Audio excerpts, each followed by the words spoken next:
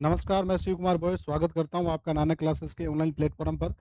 जैसा कि आपको विदित है अपने आरपीएससी सेकंड ग्रेड शिक्षा मनोविज्ञान के अंदर महत्वपूर्ण सीरीज़ स्टार्ट कर रखी है। उसके अंदर आज टॉपिक नंबर 7 बहुत ही महत्वपूर्ण टॉपिक व्यक्तिगत विभिन्नताएँ, अर्थ स्रोत एवं कक्षा में निहितार्थ और समावेशी शिक्षा इंक्लूसिव एजुकेशन से संबंधित महत्वपूर्ण प्रश्न करेंगे। तो करते हैं अपने स्टार्ट, बढ़ते हैं पहले प्रश्न की ओर। जैसे पहला प्रश्न है सृजनात्मक प्रक्रिया में यूरेका क्षण किस अवस्था को कहा जाता है? बहुत ही शानदार प्रश्न है कि सृजनात्मक प्रक्रिया में यूरेका क्षण किस अवस्था को कहा जाता है? गर्भाधान अवस्था, पुनरीक्षण की अवस्था, प्रबोधन की अवस्था या तैयारी की अवस्था? तो प्रिय विद्यार्थियों ध्यान रखेंगे यूरेका अवस्था का जो संबंध है वो है प्रबोधन अवस्था से। अगर आपसे पूछा जाए कि सृजनात्मक प्रक्रिया में यूरेका क्षण किस अवस्था से संबंधन है, किस अवस्था से संबंधित है, तो आपको ध्यान रखना है प्रबोधन अवस्था से। प्रबोधन अवस्था से। कौन सी अवस्था से? प्रबोधन अवस्था से। अब इसके अंदर आपको ध्यान रखना है कि यूरेका का मतलब क्या होता है? यूरेका का मतलब ये होता है, यूरेका एक इस प्रकार की आपातकालीन आप प्रक्रिया मान सकते हो कि जैसे अचानक कोई मन में कोई विचार आ जाए, कि अचानक मन में कोई विचार आ जाए और किसी समस्या का समाधान हो जाए, तो वो अवस्था क्या कहलाती है? यूरेका कहलाती है। अचानक मन में कोई विचार आने पर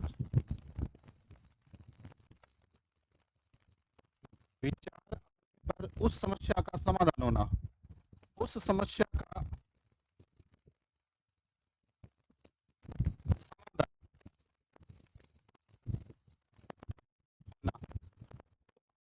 कहलाती है, यूरेका कहलाती है। बहुत बार अपने पास ऐसा होता है कि हम कई बार कोई किसी समस्या को हल करने बैठते हैं, लेकिन उस दौरान लगातार अपने सोच रहे हैं, लेकिन उस समस्या का समाधान नहीं होता। लेकिन कई बार क्या होता है कि पल भर अपने दिमाग में कोई एक इस प्रकार का विचार आता है, संप्रति आता है कि इस अवस्था को या इस समस्या को इस प्रकार से समस्या को हल किया जा सकता है। वो अचानक आने वाला विचार जिसके द्वारा हम किसी समस्या का समाधान कर सकते हैं, वह अवस्था ही क्या कहलाती है? यूरेका कहलाती है। तो बहुत ही शानदार प्रश्न है, यूरेका क्षण किस अवस्था को दर्शाता है? तो प्रबोधन की अवस्था को दर्शाता है। क्या ये बात क्लियर हुई? चलें आगे। उसके बाद नेक्स्ट क्वेश्चन है अंतर्वैयक्तिक विभिन्नता का क्या अर्थ है? एक तो होती है अंतर्वैयक्तिक, अंतर्वैयक्तिक और एक होती है अंतर्वैयक्तिक।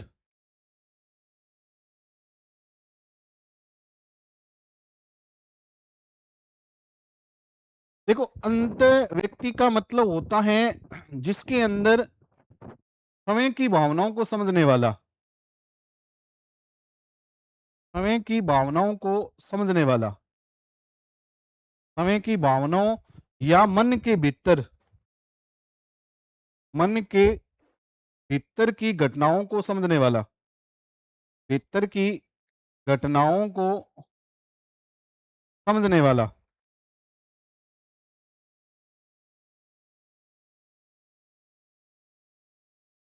उसका जो संबंध होता है वो किससे होता है? अंतर्वैयक्तिक से होता है। किससे होता है? अंतर्वैयक्तिक।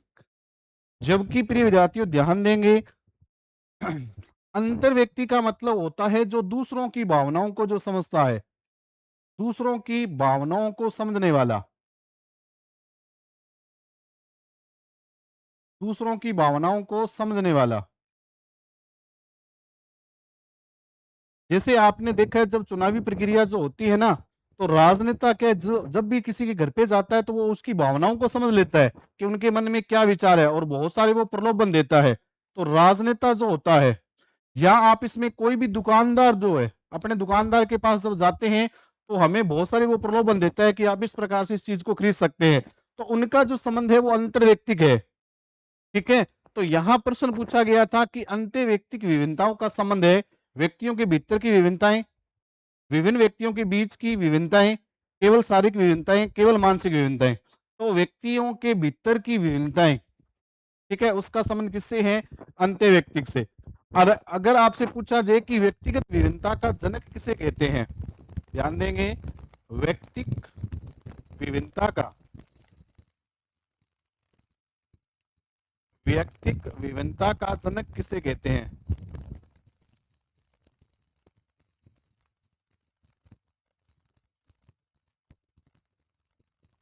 तो उसे किसे कहा जाता है? गाल्टन को। किसे कहा जाता है? गाल्टन साहब को। ये भी ध्यान रखना है।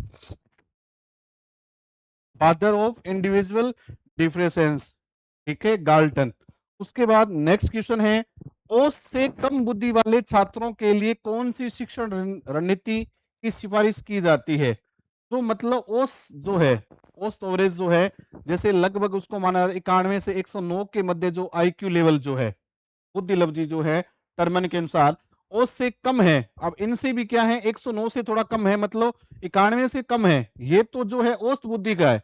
इससे भी कम बुद्धि वाले जो छात्र है, उनके लिए कौन सी शिक्षा नीति, मतलब कौन सी रणनीति या कौन से टीचिंग मेथड से आप पढ़ाने का प्रयास करेंगे? बुनियादी चरणों को छोड़ देना।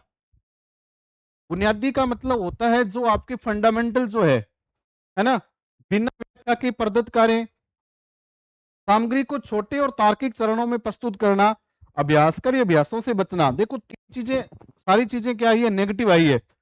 अब देखो इसमें बुनियादी चरणों को छोड़ देना, ये बात भी क्या है? अपने आप में नेगेटिव है। बिना व्याख्या की समझाना, ये भी क्या है? अभ्यास तो करवाना भी नहीं है। तो सबसे बेस्ट कौन सा है? औसत से कम बुद्धि वाले जो बालक हैं उनको क्या करें? सामग्री को छोटे रूप में दें, कि कोई भी टॉपिक है उसको बिल्कुल छोटा संक्षिप्त में बताएं और उन्हें तर्क से समझाने का प्रयास करें कि ऐसा होगा तो क्यों होगा, कैसे होगा, कारण बताएं उसको। ठीक है, तो इसमें सबसे बेस्ट ऑप्शन कौन सा रहेगा? ऑप्शन नंबर 3, सामग्री को छोटे और तार्किक चरणों में प्रस्तुत करना। नेक्स्ट क्वेश्चन देखिए, सर्जनात्मक की विशेषताओं में भिन्न सर्जनात्मक की विशेषताओं में निम्न में से कौन सी नहीं है? कि कौन सी विशेषता जो सर्जनात्मक जो बालक है, सर्जनशील बालक है, यह सर्जनात्मकता से संबंधित नहीं है? सर्जनात्मक बालक जो होता है वो साहसी और खुली सोच वाला होता है। ये बात तो बिल्कुल सही है। सर्जनात्मक में है की भागीदारी होती है। सर्जनात्मकता को बुद्धि से पृथक नहीं किया जा सकता। सर्जनात्मकता को बुद्धि से पृथक नहीं किया जा सकता। सर्जनात्मकता एवं विद्यालय उपलब्धि परस्पर संबंधित है। अब देखो इसमें कौन सी नहीं है? सर्जनात्मकता में है की भागीदारी होती है का मतलब होता है इग्गो। इग्गो का मतलब होगा जो केवल अपने स्वार्थ को सोचेगा। तो ये स्टेटमेंट क्या है? बिल्कुल गलत है, जो इसकी सर्जनात्मकता की विशेषता नहीं है। उसके बाद है दिव्यांगजन अधिकार 2016 में कितने निष्पक्षताओं को शामिल किया गया था? दिव्यांगजन अधिकार जो बनाया गया है 2016, उसके अंतर्गत जो निःशक्तजन जो है, जो आर्थिक वर्ग, आर्थिक रूप से जो पिछड़े हुए बालक जो है ना, उनके लिए कितनी आवश्यकताओं को शामिल किया गया है? तो प्रिय विद्यार्थियों ध्यान रखना, 21। ठीक है, दिव्यांगजन अधिकार अधिनियम 2016 के अंदर कितनी निष्पक्षताओं को शामिल किया गया है? तो 21। चले आगे। उसके बाद बहुत ही शानदार प्रश्न है, विशिष्ट शिक्षा स्पेसिफिक एजुकेशन के क्षेत्र में अकादमिक कार्यक्रम निम्नलिखित में से कौन सी संस्था द्वारा नियमित एवं नियंत्रित होता है? तो ये होता है भारतीय पुनर्वास परिषद।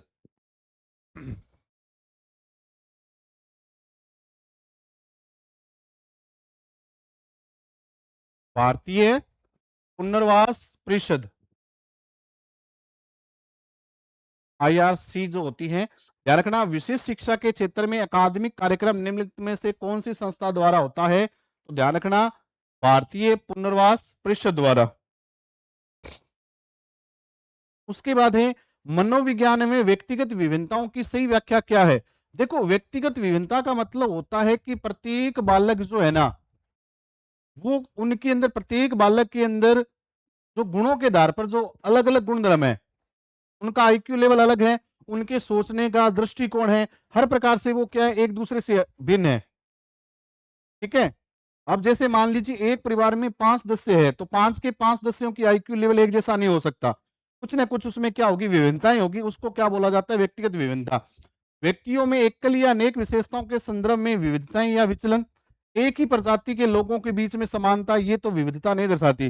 व्यक्तियों में भावनात्मक प्रतिक्रिया में समानता, ये भी नहीं है। व्यक्तियों में विचारों और व्यवहारों में समानता, ये तो समानता की बात कर रहा है, लेकिन यहां तो क्या कर रहा है, विविधता की बात कर रहा है। तो स्टेटमेंट कौन सा है, व्यक्तियों में एकल या अनेक विशेषताओं के संदर्भ में विविधताएं या विचलन, जो जो व्यक्ति जो हैं वो अलग अलग विशेषताओं को रखते हैं, प्रत्येक व्यक्ति के अंदर अलग अलग जो गुणधर्म है उन्हीं का संबंध जो है व्यक्तिगत विभिन्नताओं से है। और अध्यापक को किसके अकॉर्डिंग पढ़ाना चाहिए, व्यक्तिगत विभिन्नता को ध्यान में रखकर पढ़ाना चाहिए, क्योंकि प्रत्येक बालक का, अध्यापक को यह ध्यान रखना चाहिए कि प्रत्येक बालक का जो आईक्यू लेवल है वो एक जैसा नहीं है, उसी के आधार पर, क्योंकि प्रत्येक बालक हो सकता है, कोई प्रतिभाशाली बालक हो सकता है और हो सकता है कई बालक मंद बुद्धि भी हो सकता है, उसी के अकॉर्डिंग उनको पढ़ाना चाहिए।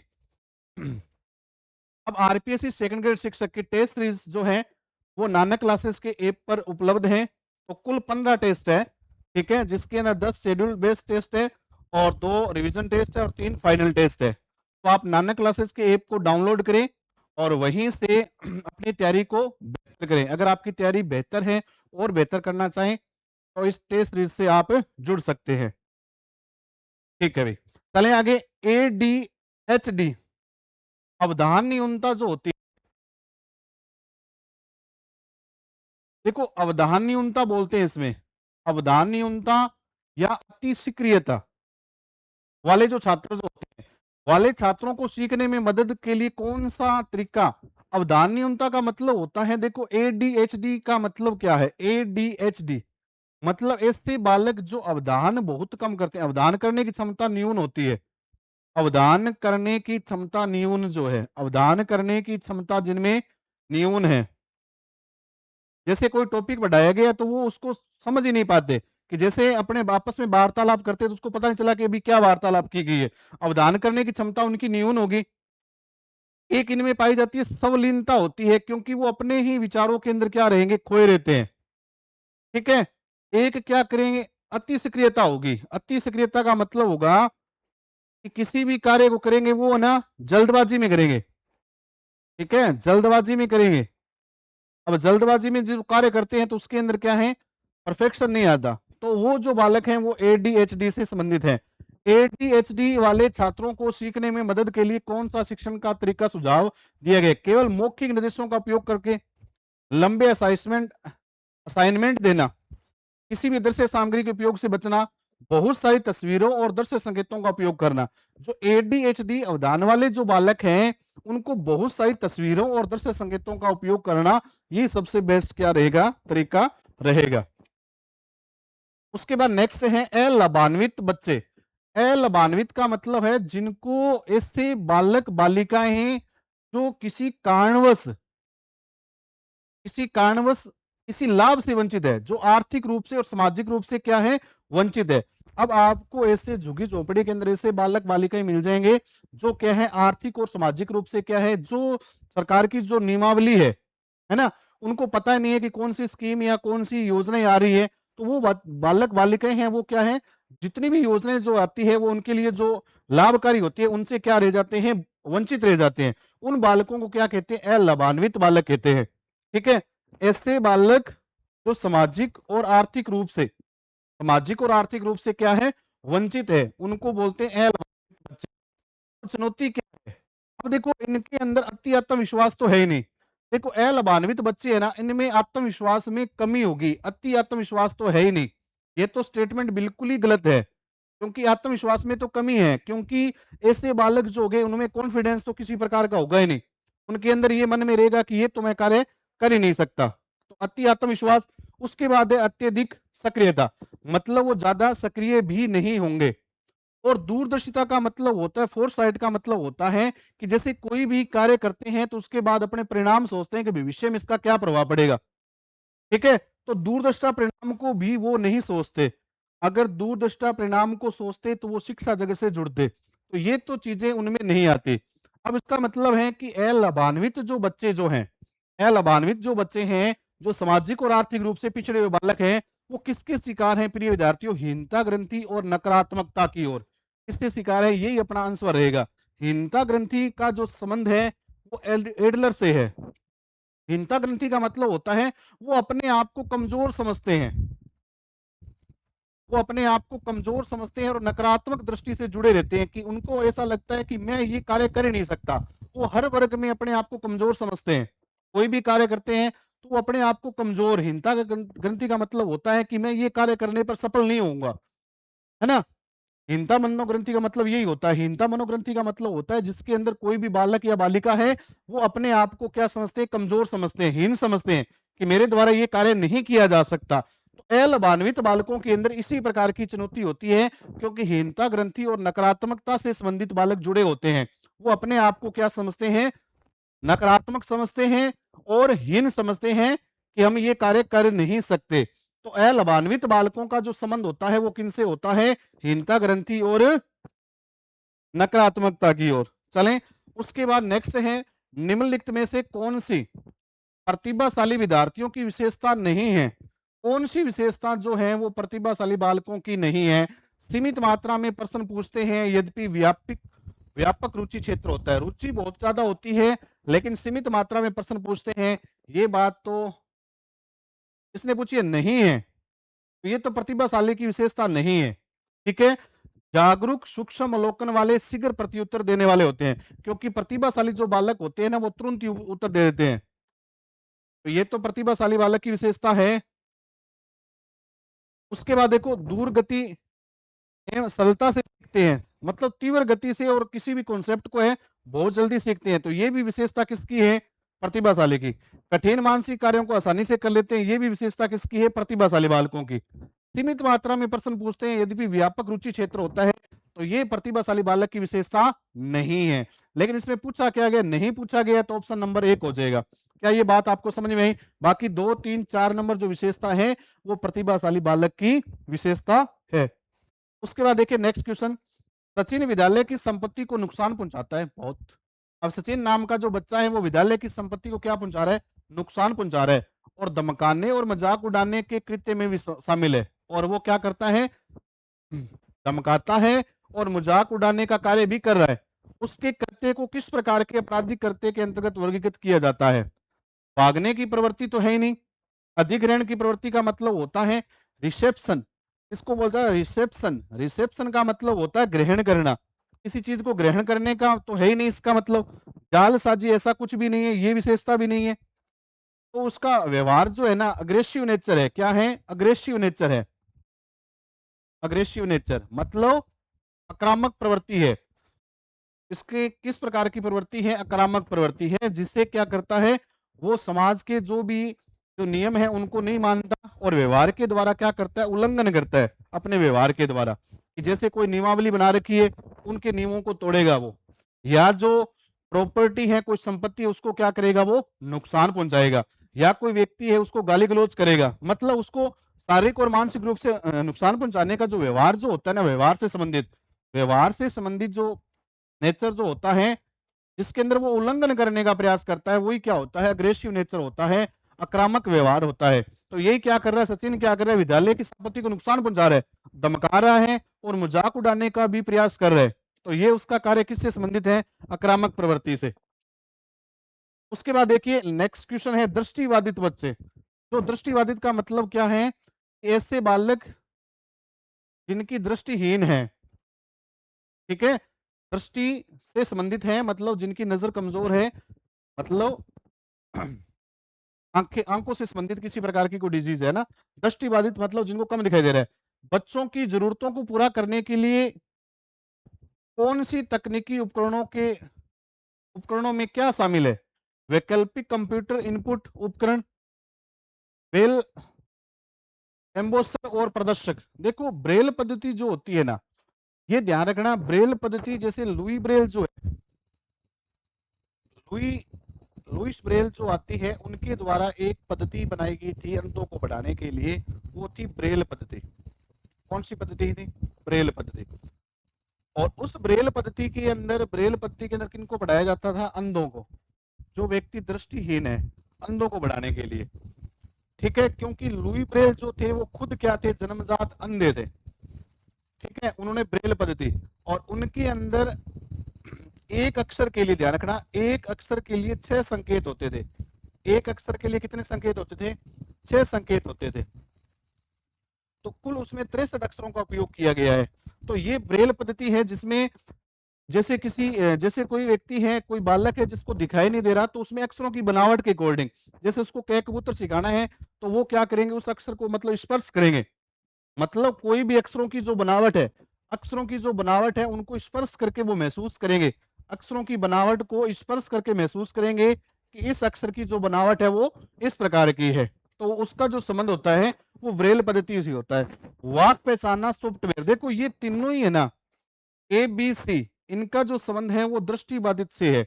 अब सांकेतिक भाषा का प्रयोग करना, सांकेतिक भाषा का प्रयोग संकेत में समझाएगा। इसका मतलब जो बोलने में असमर्थ है, जो बोलने से संबंधित कोई विकार है ना, तो वो संकेत से समझाएगा। जिनको मतलब जो बोल नहीं पाते वो क्या करते हैं, अपने संकेतों के माध्यम से समझाएगा। तो ये दृष्टिबाधित से संबंधित नहीं है। बाकी ये जो स्टेटमेंट जो बाकी है वो किससे संबंधित है, दृष्टिबाधित बालक बालिका से संबंधित है। तो ऑप्शन कौन सा रहेगा, ए बी सी। क्या आपको बात समझ में आई? ये किस सांकेतिक भाषाओं का प्रयोग वो करते हैं जो बोल नहीं पाते, तो क्या इशारों में बताते हैं। नेक्स्ट चलें। उसके बाद आपको सेकंड ग्रेड की जो करंट अफेयर की जो टेस्ट सीरीज है, जिसमें मासिक करंट अफेयर टेस्ट मिलेगा, महत्वपूर्ण व्यक्ति स्थान वर्तमान घटनाएं, सरकार की कल्याणकारी योजनाएं और नई पहल, आर्थिक समीक्षा, राजस्थान बजट 2026-23 और भारतीय आर्थिक समीक्षा, इससे से संबंधित टॉपिक वाइज आपके टेस्ट सीरीज रहेंगे, टेस्ट रहेंगे। ठीक है, और ये जो टेस्ट सीरीज है बिल्कुल नामात्र शुल्क के ऊपर केवल 99 रुपए के अंदर उपलब्ध है। तो आप क्या करें, नाना क्लासेस की ऐप को डाउनलोड करें और अपनी तैयारी को क्या करें, बेहतर करें। उसके बाद है, एक सृजनात्मक विद्यार्थी वह है जिसके पास रटने की योग्यता है। रटने की योग्यता है, वो बालक सृजनात्मक नहीं है। समस्या समाधान की समस्या समाधान की वरीयता, समस्या समाधान की वरीयता। ठीक है, मौलिकता व नियमिततापूर्ण विचार और मौलिकता व अनियमिततापूर्ण विचार। देखो सबसे बेस्ट जो है इसमें सृजनात्मक बालक, क्योंकि सर्जनात्मक का मतलब होता है, सर्जन शब्द से उत्पत्ति हुई है। सर्जन का मतलब होता है, मतलब ऐसे, और सृजनात्मकता का गुण जिनमें पाया जाता है उनको बोला जाता है सर्जनशील बालक। क्या बोलते हैं, सर्जनशील बालक, यानी क्रिएटिव चाइल्ड। यानी ऐसे बालक जिनमें सृजनात्मकता का गुण पाया जाता है वो सर्जनशील बालक होते हैं। और सर्जनशील बालक के अंदर पहला गुण यही होता है, मौलिकता। क्या होता है, मौलिकता, प्रवाह और कल्पनाशीलता, लोचशीलता, ये कुछ उसकी विशेषताएं हैं। और अपसारी चिंतन होता है। ये सृजनशील बालक की क्या होती है, मौलिकता का मतलब होता है मोलिलिटी, मतलब ऐसी वस्तु का निर्माण करना जिसका पहले कोई निर्माण नहीं हुआ हो, उसका जो संबंध होता है वो मौलिकता से होता है। तो सृजनशील बालक के अंदर मौलिकता पाई जाती है। प्रवाह का मतलब होता है फ्लुएंसी, मतलब उसमें जो विचार है वो लगातार बहते रहते हैं। कल्पनाशीलता का मतलब है वो हमेशा कल्पनाएं करते रहते हैं। जैसे सृजनशील जो बालक जो होगा, उसके सामने आपने कोई भी चीज रखती तो उसमें कल्पनाएं करेगा कि मैं इस प्रकार से ऐसे ऐसे करके इस चीज को ऐसे बना सकता हूँ। कल्पनाएं यानी कल्पनाओं के माध्यम से, मतलब अपने कई बार सोचते रहते हैं कि इस समस्या को इस प्रकार से समस्या का समाधान किया जा सकता है। तो कल्पनाशीलता। लोचशीलता का मतलब होता है फ्लेक्सिबिलिटी। फ्लेक्सिबिलिटी फ्लेक्सिबिलिटी का मतलब होता है कि वो परिस्थिति के अनुसार अपने आप को ढाल लेता है। परिस्थिति के अनुसार अपने आप को क्या करता है, डाल लेता है। परिस्थिति के अनुसार अपने आप को एडजस्ट कर लेता है, परिस्थिति के अनुसार। वही क्या होती है, लोचशीलता। अब सारी चिंतन का मतलब होता है, मतलब जिसमें एक उत्तर नहीं होकर जिसमें अपने खुद का मत लगाया जाए। जैसे मैंने आपको ये बताया था, जैसे आउट ऑफ बॉक्स, है ना। अब जैसे मान लीजिए मैं पूछूं कि भारत के प्रधानमंत्री का नाम क्या है, तो आप बता सकते हैं। जिसका उत्तर एक होता है, जिसमें अपने समय अपना विचार ऐड नहीं कर सकते, वो हमेशा अभिसारी चिंतन होता है, ध्यान रखना। जिसका उत्तर एक होता है, जिसमें अपने स्वयं अपने उस उत्तर के अंदर व्याख्या नहीं कर सकते, वो अभिसारी चिंतन होता है। अपसारी का मतलब तो बड़े स्तर पर सोचना। अगर मैं कहूं कि प्रधानमंत्री और मुख्यमंत्री में क्या अंतर है, सबका उत्तर एक नहीं होगा। अनेक होगा, जिसका उत्तर अनेक हो, जिसमें हम समय अनुमान लगा सकते हैं, अपने विचार दे सकते हैं, वो अपसारी चिंतन होता है। तो ध्यान रखना कि सृजनशील बालक के अंदर कौन सी मौलिकता पाई जाती है, प्रवाहशीलता होती है, कल्पनाशीलता गुण होता है, लोचशीलता गुण होता है और अपसारी चिंतन होता है। ये गुण जिनके अंदर पाए जाते हैं वो सृजनशील बालक होता है। कौन सा होता है? सृजनशील बालक कहलाता है। तो इसके अंदर क्या है? मौलिकता या नम्यतापूर्ण विचार यानी लोचशीलता। उसके बाद है निम्नलिखित में से कौन सा समूह है उन विशेषताओं को करता है जो प्रतिभाशाली विद्यार्थी और कक्षा में अन्य विद्यार्थियों के बीच आमतौर पर अलग होते हैं। मतलब ये बता रहे हैं कि प्रतिभाशाली की कौन सी विशेषताएं हैं जो उनको अलग करते हैं।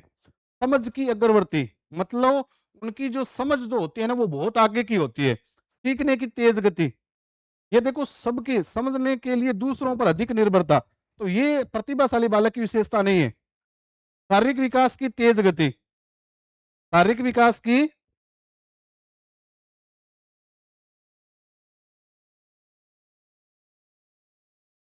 शारीरिक विकास की तेज गति ये एक अलग चीज है। शारीरिक विकास की देखो विकास का मतलब देखो ये चीज है, मतलब विकास की शेष अवस्था में है, इसका कोई मतलब नहीं है। देखो प्रतिभाशाली बालक के अंदर शारीरिक विकास से कोई लेना देना नहीं है कि जिसका शारीरिक विकास तेज गति से हो रहा है तो वो प्रतिभाशाली बालक है, ऐसा नहीं है। देखो प्रतिभाशाली बालक के अंदर एक समझ की अग्रवर्ती, मतलब कोई भी समझ है ना वो सबसे पहले समझेगा। जैसे मान लीजिए कोई कॉन्सेप्ट दे दिया कि इसे ऐसे करने से, कोई सवाल दे दिया किसी ने, कोई प्रश्न दे दिया, तो उस प्रश्न प्रतिभाशाली जो बालक होगा ना वो सबसे पहले करेगा।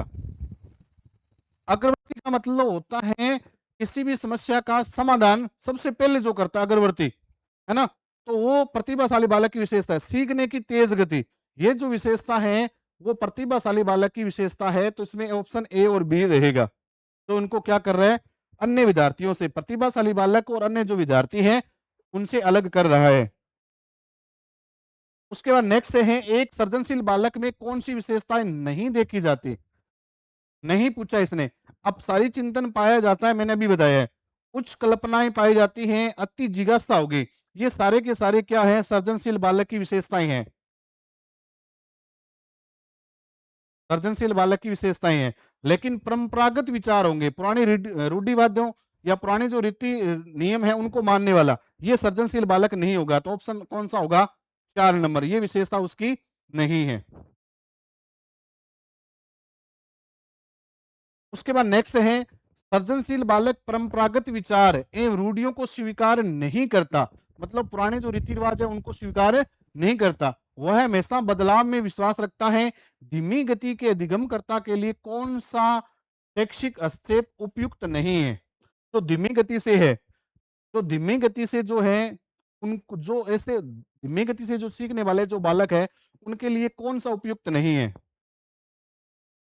देखो उपचारात्मक शिक्षण जो है अभ्यास कार्य है। उपचारात्मक शिक्षण का मतलब होता है कि जैसे कोई बालक है जिसके अंदर कारण जानकर उसकी समस्या का निदान, के अंदर तो क्या किया जाता है? केवल कारण जानना। क्या होता है? निदान, पहले निदान किया जाता है, कारण जाना जाता है, और कारण जानकर फिर क्या किया जाता है? उपचार, मतलब कारण जानकर उसकी समस्या का समाधान करना। कारण जानकर समस्या का समाधान करना वो क्या होता है? रिमेडिकल टीचिंग होती है। मतलब उपचारात्मक शिक्षण जो होता है वो किसके लिए किया जाता है? जो धीमी गति से सीखने वाले बालक हैं। और धीमी गति से सीख लें तो उसका मतलब बार बार उनको क्या करवाना पड़ेगा? अभ्यास, और उनके साथ रहकर उनको क्या करना पड़ेगा? सिखाना पड़ेगा, यानी पढ़ाना पड़ेगा। तो ये सारे के सारे क्या है? स्लो लर्नर है, मतलब धीमी गति से सीखने वाले हैं, धीमी गति से सीखने वाले हैं। तो इसमें पूछा है कि कौन सी उपयुक्त नहीं है। त्वरण का मतलब होता है एसिलरेशन। एसिलरेशन का मतलब होता है बहुत तीव्र गति से सीखने वाले। कई बालक ऐसे होते हैं जो बहुत तीव्र गति से सीखने वाले होते हैं, तो उनकी पदोन्नति करवाते हैं। अपने क्या करवाते हैं? पदोन्नति करवाते हैं। मतलब तीसरी क्लास के अंदर जब बालक जब होता है, थर्ड क्लास के अंदर होता है, तो अपने उसके शैक्षणिक स्तर को देखते हुए उसको फोर्थ क्लास में कर देते हैं। तो वो क्या है? त्वरण का मतलब होता है जिसमें सीखने की दर बहुत ही तीव्र गति से होती है। तो ये जो विशेषता है ना, ये जो विशेषता है वो किसकी है? प्रतिभाशाली बालक की है। ये जो विशेषता है वो प्रतिभाशाली बालक की है। तो इसने पूछा है कौन सी नहीं है, तो ऑप्शन नंबर 4 रहेगा, ये प्रतिभाशाली बालक की है। बाकी तीनों विशेषताएं जो है उपचारात्मक शिक्षण। उपचारात्मक शिक्षण का मतलब होता है कारण जानकर उसकी समस्या का निदान करना। अभ्यास करें, ज्यादा से ज्यादा अभ्यास करवाना चाहिए। और जो भी मतलब जैसे उसमें कहाँ कमी लग रही है तो उसको साथ रहकर, मतलब सहकारी का मतलब उनके साथ जो तो मतलब उसके साथ जो कार्य करने वाले जितने भी है ना, उसको साथ रहकर कार्य करवाएं ताकि वो ज्यादा सीखे। तो ये सारे के सारे धीमी गति से सीखने वाले बालक बालिकाओं के लिए है। उसके बाद नेक्स्ट है, व्यक्तिगत विभिन्नताओं के संदर्भ में कौन सा कथन सही है? सही है, कोई भी दो व्यक्ति बिल्कुल समान नहीं होते, व्यक्तिगत विशेष संबंध विद्वान हैं, व्यक्तिगत भिन्नताएं अपनी समग्रता में व्यक्तियों को अलग करती हैं, व्यक्तिगत भिन्नताएं केवल अनुवांशिकी का परिणाम है। कोई भी दो व्यक्ति बिल्कुल समान नहीं होते, व्यक्तिगत व्यक्तिगत भिन्नताएं अपनी समग्रता में व्यक्तियों को अलग करती है। तो यही तो है, एक एक व्यक्ति है जो व्यक्तिगत विभिन्नताएं क्या करती है, एक व्यक्ति को दूसरे व्यक्ति से अलग करती है। ये किसकी बात कर रहे हैं? व्यक्तिगत विभिन्नता की। अब है वर्ग त्वरण, ग्रेड एसिलेशन किस प्रकार के विशिष्ट आवश्यकता वाले बालकों के शैक्षिक विकास हेतु, तो ये मैंने अभी बताया है। वर्ग त्वरण का मतलब होता है ऐसे बालक जो बहुत तीव्र गति से सीखते हैं, मतलब उनकी बात करें तो अपने बात कर सकते हैं प्रतिभाशाली जो बालक है, गॉड गिफ्टेड जो चाइल्ड है, गॉड गिफ्टेड जो चाइल्ड है उनके अंदर इस प्रकार की ग्रेड सिस्टम चलता है। ठीक है, तो ये किसके लिए है? जो गिफ्टेड जो चाइल्ड है उनकी बात कर रहा है ये। ठीक है, इसकी की चर्चा आपने भी की थी ना।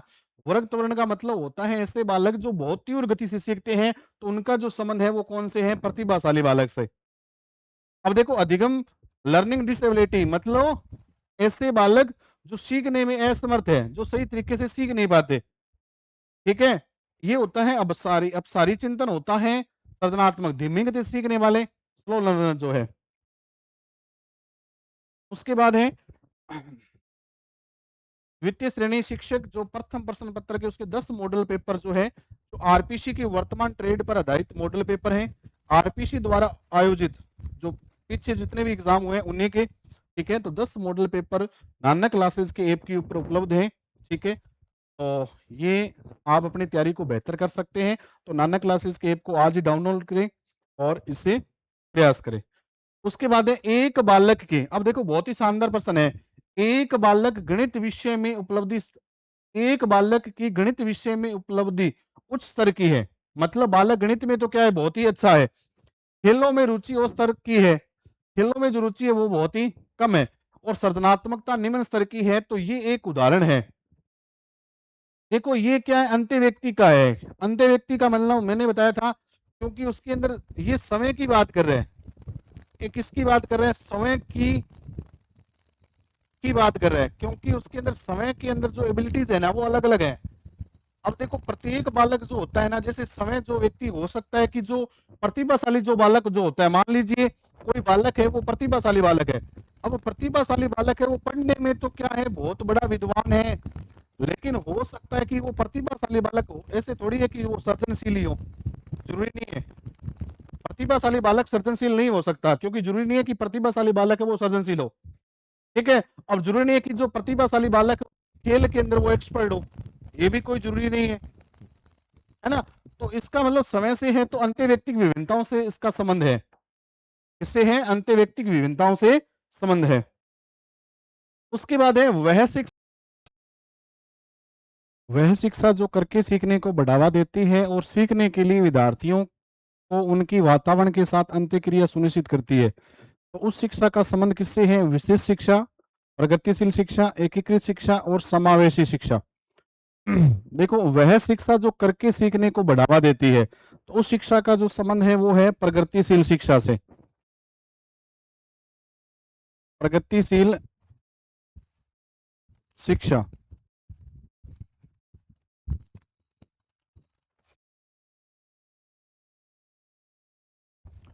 प्रोग्रेसिव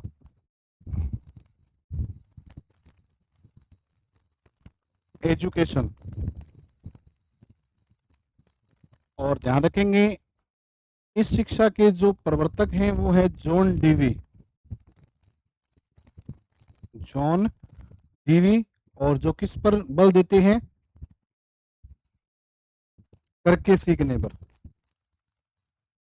करके सीखने पर, यानी learning by doing, learning by doing. तो ध्यान रखेंगे उस शिक्षा का संबंध है किससे? प्रगतिशील शिक्षा से। नेक्स्ट प्रश्न की ओर चले। निम्नलिखित में से कौन से विद्यार्थियों की व्यक्तिगत विभिन्नता को पूरा करने के लिए सबसे उपयुक्त है? कि कौन सा स्टेटमेंट है जो व्यक्तिगत विभिन्नता को पूरा करने के लिए सबसे बेस्ट है? कि पाठ्यक्रम को व्यवस्थित और लचीला बनाया जाना चाहिए, असाधारण बच्चों की शिक्षा के लिए अलग से व्यवस्था की जाए, कक्षा कक्षा का विभाजन विषय समूह विषम समूह में होना चाहिए, शिक्षण का तरीका छात्र की जरूरत के अनुसार होना चाहिए। तो इसमें आप देखिए पाठ्यक्रम को व्यवस्थित और लचीला बनाया जाना चाहिए, ये बात सही है। क्योंकि पाठ्यक्रम जो है कि किस प्रकार के, मतलब अगर कोई व्यक्ति मंद बुद्धि बालक है तो उसी के अनुसार जो पाठ्यक्रम होना चाहिए वो छोटा होना चाहिए, उसी के अकॉर्डिंग होना चाहिए। उसके बाद अगर बात करें असाधारण बच्चों की शिक्षा के लिए अलग से व्यवस्था की जाए, मतलब जो असामान्य जो बालक है, जिनका व्यवहार असामान्य है, उनके लिए क्या करनी चाहिए? अलग से व्यवस्था करनी चाहिए, ये बात भी सही है। ठीक है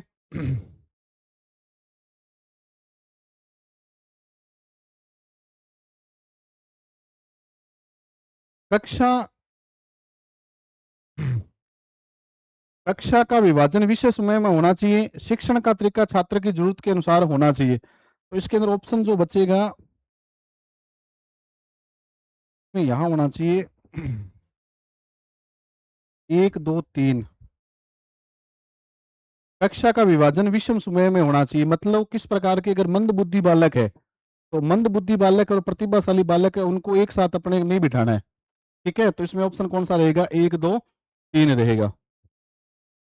उसके बाद नेक्स्ट क्वेश्चन है, सर्जनात्मक मापन के लिए निम्न में से एक सर्जनात्मक परीक्षण का मुख्य घटक कौन सा है? तो मैंने आपको बताया था सर्जनात्मक जो मापन है उनके लिए जो चिंतन जो होता है वो कौन सा है? अपसारी चिंतन होता है। अपसारी चिंतन, डाइवरजेंट थिंकिंग।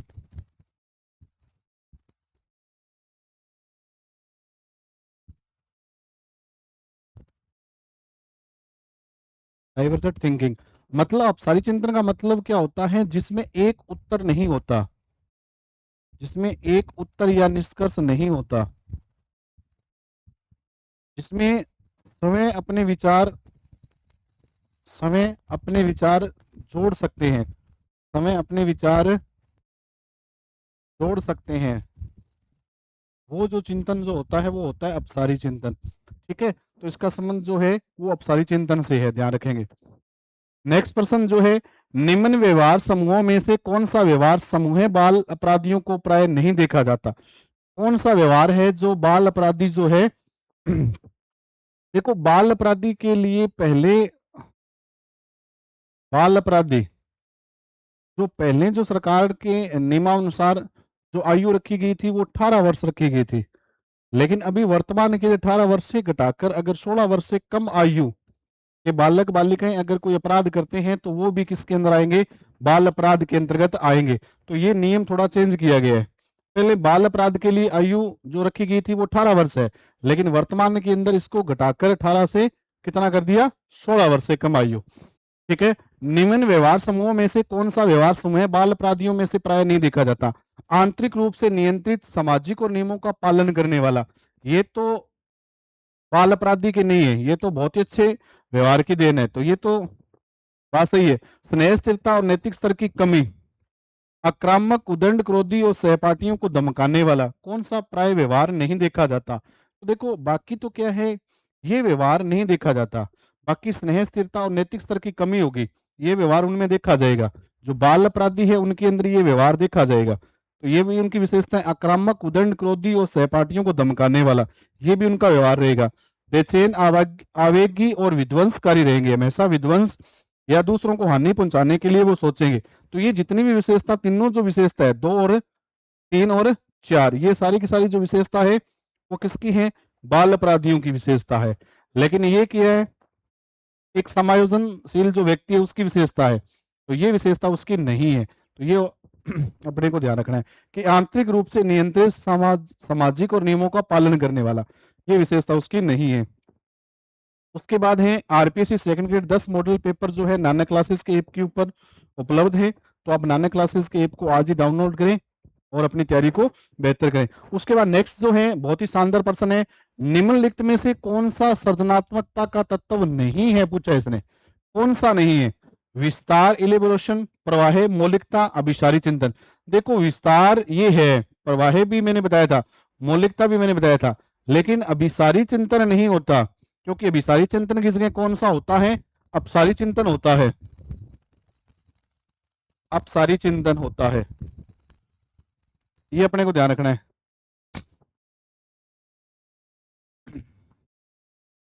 नेक्स्ट जो है सृजनात्मकता मस्तिष्क गुलार सिद्धांत के अनुसार सृजनात्मकता परिणाम होती है। अब इसने ये पूछा है कि सृजनात्मकता का कौन सा सिद्धांत है। इसमें सृजनात्मकता के लिए मस्तिष्क गोलार्ध का एक सिद्धांत लगता है, मस्तिष्क गोलार्ध का सिद्धांत, जिसके अंदर बोला जाता है कि जो बुद्धि की प्रबलता जो है, बुद्धि की जो प्रबलता है वो कौन सी गोलार्ध के अंदर सबसे ज्यादा मानी जाती है। तो उसमें गोलार्ध दो प्रकार के हैं, एक तो बायां गोलार्ध और एक होता है दायां गोलार्ध। तो ध्यान रखना कि यहाँ दोनों ऑप्शन दे रखे हैं, दाएं गोलार्ध में और बाएं गोलार्ध के अंदर। तो ध्यान रखना बुद्धि की, दोबारा सुनो प्रश्न क्या कह रहा है कि सृजनात्मकता के अंदर एक मस्तिष्क गोलार्ध का सिद्धांत लगता है। अब गोलार्ध जो होते हैं वो दो प्रकार के हैं, एक तो दायां गोलार्ध और एक है बायां गोलार्ध। अब उसके अंदर ये पूछा जाता है कि किसके अंदर जो बुद्धि की जो प्रबलता है वो ज्यादा होती है। तो ध्यान रखना जो दायां गोलार्ध जो होता है उसके अंदर जो बुद्धि की जो प्रबलता होती है वो ज्यादा होती है। ये बहुत अच्छा क्वेश्चन है, ठीक है। चले आगे, नेक्स्ट क्वेश्चन है, प्रतिभाशाली बालकों के शिक्षण हेतु निम्नलिखित में से कौन सा कार्यक्रम उपयुक्त नहीं है। देखो योग्यता, प्रतिभाशाली बालकों के लिए योग्यता समूहन ये भी है, प्रवर्धन कार्यक्रम ये भी है, और दोहरी पदोन्नति या त्वरण मैंने बताया था कि जो प्रतिभाशाली बालक जो होते हैं वो बहुत तीव्र गति से सीखते हैं। दोहरी पदोन्नति का मतलब होता है कि जैसे तीसरी क्लास का जो बच्चा है ना, उसके आईक्यू लेवल के अनुसार उसको अपने क्या कर देते हैं, फोर्थ क्लास के अंदर कर देते हैं। तो वही होता है दोहरी पदोन्नति या त्वरण यानी एसिलरेशन। लेकिन रीमेडिकल जो टीचिंग जो होती है, रिमेडियल टीचिंग जो होती है, इसका मतलब होता है उपचारात्मक शिक्षण। ये जो विशेषता जो है प्रिय विद्यार्थियों, ये मंद बुद्धि बालकों के लिए है। कौन से बालकों के लिए है? मंद बुद्धि बालकों के लिए है। ऐसे बालक जो बहुत धीमी गति से सीखते हैं, तो उनके लिए क्या करवाया जाता है, पहले निदान करवाया जाता है कारण जानकर, और फिर उनका क्या करवाया जाता है, उपचारात्मक शिक्षण करवाया जाता है। तो प्रतिभाशाली कौन सी नहीं है? तो उपचारात्मक शिक्षण नहीं है, ये अपना क्या रहेगा, आंसर रहेगा। ये कौन से बालकों के लिए है? मंद बुद्धि बालकों के लिए। बाकी 2 नंबर, 3 नंबर और 4 योग्यता समूहन, संवर्धन कार्यक्रम और दोहरी पदोन्नति, ये किनकी है? प्रतिभाशाली बालकों की विशेषता है। उसके बाद है रोहन अपनी कक्षा का प्रतिभाशाली बालक है, उसकी क्षमताओं में वृद्धि करने हेतु शिक्षक होने के नाते आप कौन सा विकल्प अपनाएंगे? संवर्धन कार्यक्रम, प्रोत्साहन योजना, समान क्षमता वाले बालकों के साथ समूहीकरण करके, उपचारात्मक। देखो ये तीनों ही, देखो प्रतिभाशाली बालक है तो उसमें संवर्धन कार्यक्रम भी होगा, प्रोत्साहन योजना भी होगी, समान क्षमता वाले बालकों को समूहीकरण करके, जो एक जैसे बालक हैं उनको एक ही ग्रुप में रखेंगे, ठीक है। उपचारात्मक मैंने अभी बताया था, उपचारात्मक जो कार्यक्रम है वो किन के लिए होता है? मंद बुद्धि के लिए। मंद बुद्धि या धीमी गति से जो सीखने वाले जो बालक बालिका हैं उनके लिए ये कार्यक्रम लागू करवाया जाता है। तो ये नहीं होगा, तो कौन सा नहीं होगा? Option number 4। इसमें कौन सा अपनाएंगे? तो 1 2 3, ऑप्शन नंबर 3। चलें आगे, नेक्स्ट प्रश्न है, सृजनात्मकता की प्रक्रिया के संदर्भ में कौन सा क्रम सही है? बहुत ही शानदार प्रश्न है, इसमें आपको क्रम पूछा जा सकता है। सृजनात्मकता के अंदर सबसे पहले जो पहला चरण जो होता है वो होता है तैयारी का, ठीक है। उसके बाद होता है इनक्यूबेशन, मतलब उद्भवन, क्या बोलते हैं, उद्भवन, ये दूसरा चरण होता है। और तीसरा होता है सहजबोध, और चौथा होता है पुनरावृत्ति। तो ये आपको 4 चरण इसके कंप्लीट आपको याद करना है कि सृजनात्मकता का पहला चरण तैयारी, उसके बाद उद्भवन, उसके बाद सहजबोध, उसके बाद पुनरावृत्ति। तो ऑप्शन नंबर 2। नेक्स्ट प्रश्न है, डेक्रोली विधि कौन से विद्यार्थियों के लिए प्रयोग में ली जाती है? औसत विद्यार्थी, सृजनशील विद्यार्थी, प्रतिभाशाली। अब देखो सृजनशील जो विद्यार्थी है ना, उनके लिए तो अपने भी बात की है कि सृजनशील बालकों के लिए अगर शिक्षा पद्धति की बात करें तो उनके लिए उन्हीं शिक्षा पद्धति के लिए जैसे मस्तिष्क उद्दीलन विधि आती है, इनके लिए अगर बात करें तो आती है मस्तिष्क उद्दीलन विधि आती है। सृजनशील जो बालक है उनके लिए जो विधि आती है, उनके लिए बढ़ावा देने के लिए वो आती है brain storming method. Brain storming method जो ओस वर्ण की है, किसकी है? ओस वर्ण की मेथड है, ध्यान रखना। लेकिन प्रतिभाशाली बालकों के लिए अभी अपने बात की है कि किस प्रकार से उनके अंदर दोहरी पदंती कर सकते हैं, तो उनके अंदर कुछ विधि आपने देखी थी। लेकिन डेक्रोली विधि का जो संबंध है वो मानसिक विकार, अगर किसी प्रकार से कोई बालक मेंटल डेफिशिएंसी से ग्रसित है या मंद बुद्धि बालक है ना, तो उनके लिए कौन सी विधि का उपयोग किया जाता है? डेक्रोली। ध्यान रखेंगे। तो बहुत ही शानदार प्रश्न है, ये भी प्रश्न बहुत ही शानदार है कि डेक्रोली विधि का संबंध कौन से बालक बालिकों के लिए? तो मानसिक विकार युक्त बालक या मंद बुद्धि विद्यार्थियों के लिए उपयोग में ली जाती है। और ये प्रश्न भी बहुत अच्छा बनता है कि सृजनशील विद्यार्थी जो है उनको उनको बढ़ावा देने के लिए कौन सी विधि, उनमें सृजनात्मकता के गुण को विकसित करने के लिए कौन सी विधि का उपयोग किया जाता है? तो आपको ध्यान रखना है मस्तिष्क उद्दीलन विधि या ब्रेन स्टॉर्मिंग मेथड, ठीक है, जिसके प्रतिपादक ओस वर्ण है। उसके बाद नेक्स्ट क्वेश्चन है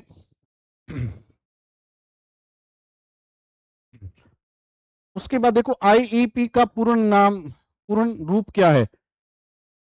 देखो IEP, IEP individual education program है। इंडिविजुअल, अब देखो इसमें क्या दे रखा है? Individual education program, individual education plan ये नहीं है, इंडिविजुअल एजुकेशन प्रोग्राम। तो ये ऑप्शन नंबर कौन सा रहेगा? 3 रहेगा, इंडिविजुअल एजुकेशन प्रोग्राम। आईपी का पूर्ण रूप क्या है? Individual education program. उसके बाद नेक्स्ट क्वेश्चन है पिछड़े बालकों के लिए शैक्षिक बुद्धिलब्धि की अवधारणा किसने दी थी? तो मैंने आपको बताया था पिछड़े जो बालक है, पिछड़े बालकों के लिए शैक्षिक लब्धि की अवधारणा जो दी है वो दी है सिरिल बर्ट ने। किसने दी है? सिरिल बर्ट ने। और इनका जो शैक्षिक बुद्धिलब्धि का जो फार्मूला है, शैक्षिक बुद्धिलब्धि का जो फार्मूला है वो भी आप थोड़ा ध्यान रखेंगे। इन्होंने बताया था, क्योंकि आईक्यू ज्ञात करने का जो फार्मूला दिया था वो बताया था एजुकेशनल एज बटा में, सॉरी, एमए बटा में सीए, एमए बटा में सीए गुणा में 100। तो ये चीज भी आपको थोड़ी ध्यान रखनी है। पिछड़े बालकों के लिए शैक्षिक बुद्धिलब्धि की अवधारणा किसने दी थी? सिरिल बर्ट ने। दूसरा प्रश्न इसमें यह पूछा जा सकता है कि जो शैक्षिक बुद्धिलब्धि का जो फार्मूला जो दिया था एमए बटा में सीए गुणा में 100। उसके बाद नेक्स्ट जो प्रश्न है, मानसिक उद्दीलन प्रतिमान का प्रयोग निम्न में से किसके शिक्षण हेतु किया जाता है? ये अपने बात अभी की थी।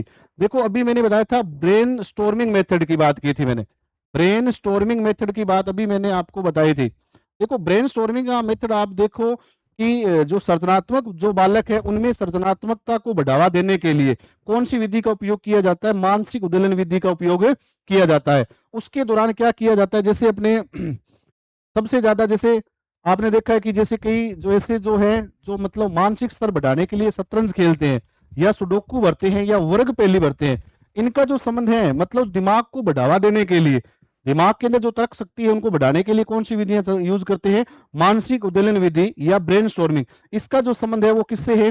सृजनात्मकता से है। किससे है? सृजनात्मकता से है। चलें आगे। उसके बाद नेक्स्ट है निम्नलिखित में से कौन सा, बहुत ही शानदार प्रश्न, निम्नलिखित में से कौन सा मध्यम मानसिक मंदता बालकों का बुद्धि लब्धि प्रसार है? मतलब जो मंद गति से सीखने वाले जो बालक है उनका आईक्यू लेवल क्या है? तो प्रिय विद्यार्थियों ध्यान रखना 36 से 51 इनका आईक्यू लेवल क्या है? 36 से 51 जो है वो है मंद गति से सीखने वाले, ठीक है। उसके बाद है निम्नलिखित में से कौन सा गिलफोर्ड द्वारा प्रदत्त सृजनात्मकता का तत्व नहीं है? तो प्रवाहिता है। प्रवाहिता का मतलब होता है फ्लुएंसी, ठीक है।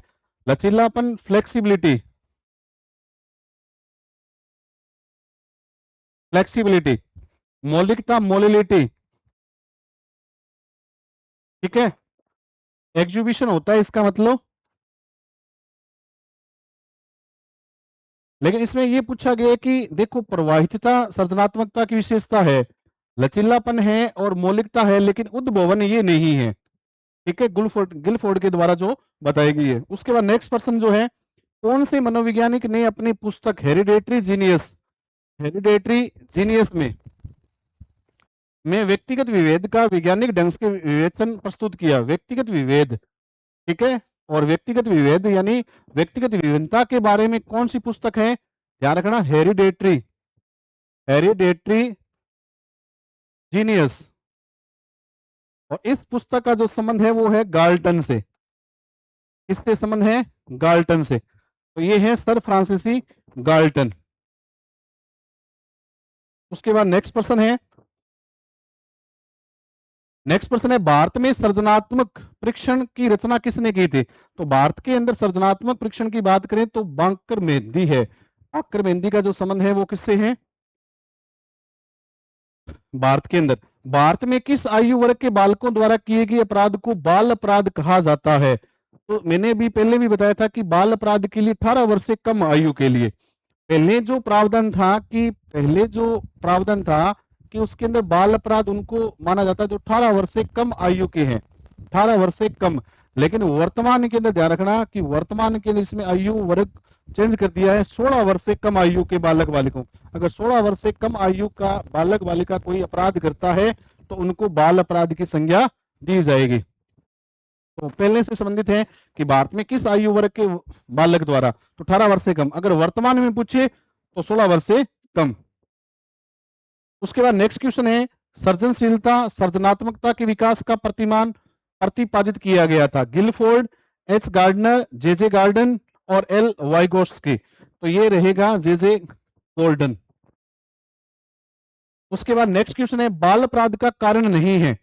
कौन सा नहीं है? शारीरिक दोष है, गरीबी है, असफलता है। अगर कोई ये तीनों ही कारण है जिसके कारण कोई भी बालक जो है वो बाल अपराध मतलब कोई ना कोई ऐसा समाज के अंदर ऐसा अमानवीय व्यवहार करता है जो समाज में मान्य नहीं है। ठीक है, और उनकी जो आयु वर्ग मैंने बता दी, तो आज वर्तमान के अकॉर्डिंग देखा जाए तो ऐसे बालक बालिका जिनकी उम्र क्या है, 16 वर्ष से कम है, उनको क्या कहा जाता है? जो समाज में अमान्य व्यवहार करते हैं, तो वो क्या किसके अंदर आते हैं? बाल अपराध के अंदर। ठीक है, और बाल अपराध का जनक, क्या रखना, बाल अपराध का जनक किसे कहा जाता है? ये प्रश्न शानदार है। बाल अपराध का जो जनक है वो आपको ध्यान रखना है सीजर लोम्ब्रोसो। सीजर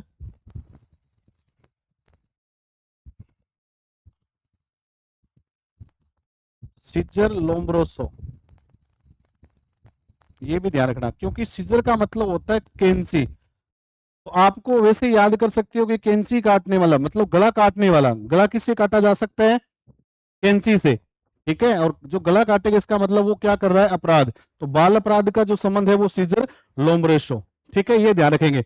तो ये तीनों ही है, शारीरिक दोष है, गरीबी है, असफलता है, ये बाल अपराध का कारण है। लेकिन अगर परफेक्ट उनको वातावरण मिल रहा है तो ये बाल अपराध का कारण नहीं है। तो ऑप्शन नंबर 4। नेक्स्ट प्रश्न है, स्वर्ण विकृति की माप। देखो स्वर्ण विकृति ये साइंस से संबंधित क्वेश्चन है, क्योंकि आवृत्ति जो है वो किस में मापी जाती है? हर्ट्ज के अंदर। ध्वनि की जो तीव्रता है वो किस में मापी जाती है? डेसिबल के अंदर। शक्ति का जो मात्रक होता है, ऐसे ही मात्रक जो होता है वाट होता है। ठीक है, तो इसमें पूछा स्वर्ण विकृति की माप कितने डेसिबल? डेसिबल तक मानी गई है ना। तो ये चीज अपने को ध्यान रखनी है। तो जैसे कि आपको पता है कि सेकंड ग्रेड की शिक्षा मनोविज्ञान की जो एमसीक्यू और पीवाईक्यू की जो प्रश्न बैंक है वो बाजार में उपलब्ध है, और उसी का सारांश जो है वो करवाया जा रहा है यूट्यूब के ऊपर। आशा करता हूं कि मेरे द्वारा जो आपको सामग्री उपलब्ध करवाई जा रही है वो आपको भली भांति समझ में आ रही होगी। तो आज के लिए बस इतना ही। जय हिंद, जय भारत।